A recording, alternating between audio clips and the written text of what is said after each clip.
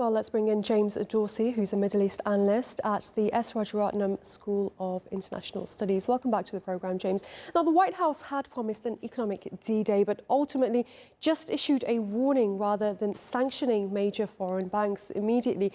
Is Washington too afraid of the potential blowback on the global financial system to actually enforce these threats? The jury is out.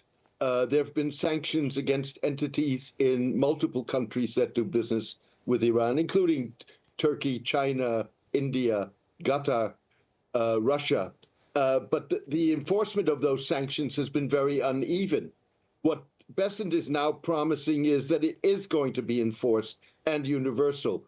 The problem is that we've seen no evidence of that, at least as yet.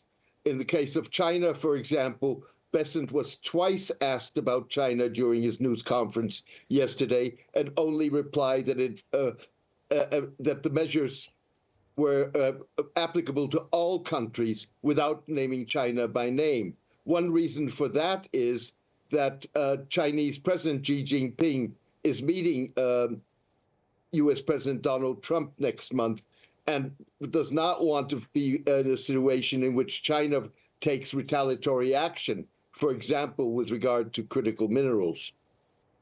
Right, and as you mentioned, Bessent specifically avoided naming China, which buys roughly 80 to 90% of Iran's oil, as well as Iran's two other major partners, Russia and India. If Washington isn't imposing direct sanctions, will this campaign be successful at all?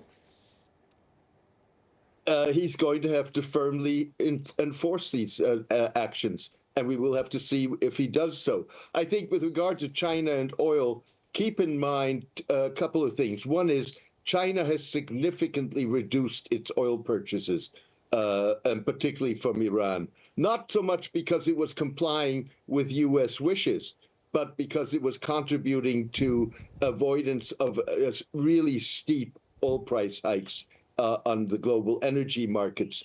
The other part of this is that China has legislation in place that actually bans Chinese entities from complying with foreign boycotts and foreign sanctions.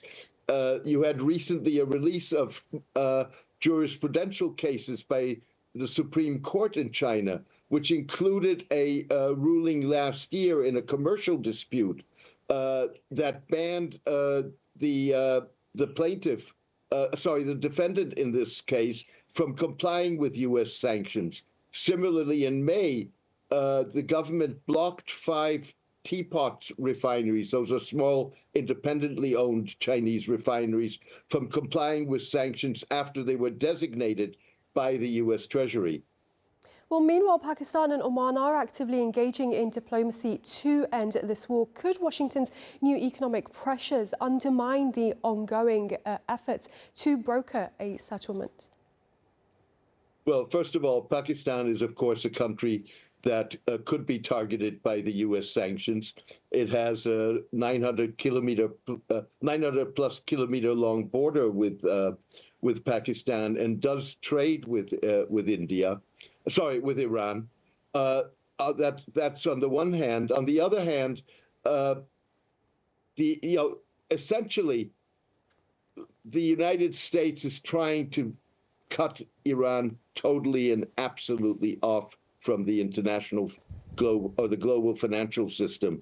That's a very high bar to meet. In the meantime, you're seeing a hardening of Iranian positions, and presumably you're going to see Iranian retaliatory action, which could be in terms of measures against countries that comply with the U.S. measures, but it could also take other forms, including military action.